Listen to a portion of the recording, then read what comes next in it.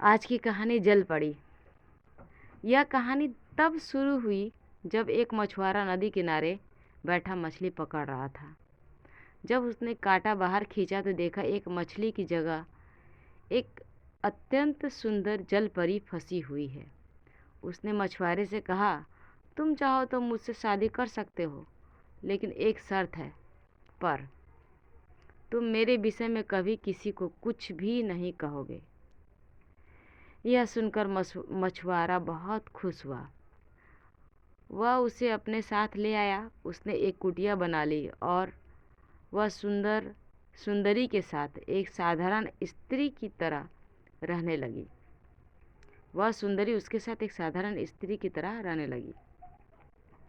कई लोगों ने यह बात जानने की कोशिश की कि उस जैसे गरीब मछुआरे को इतनी खूबसूरत बीवी कैसे मिल गई, लेकिन उसने उस राज को सबसे छिपाए रखा। कुछ साल बाद उनके 4 संतानें हुई, 2 पुत्र और 2 पुत्रियां। वह मछुआरा अपने गांव का सबसे सुखी व्यक्ति था, लेकिन एक दिन वह पीकर धुत था, तो दूसरे मछुआरों ने उसे घेर कर उससे यह राज उगलवाना चाहा कि उसकी बीवी कहाँ से आई है। डींगे हाँकते हुए उसने अपनी बीवी का राज बता दिया।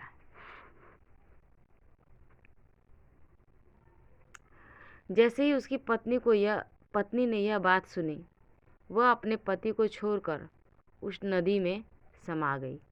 उसकी बेटियां भी उसके साथ चली गई, जलपरी बन गई। बेटे पिता के साथ ही रहने लगे, लेकिन उसने अपनी यह रहस्यमयी माँ को कभी नहीं देखा। राज की बात राज ही रहे तो अच्छा है। धन्यवाद।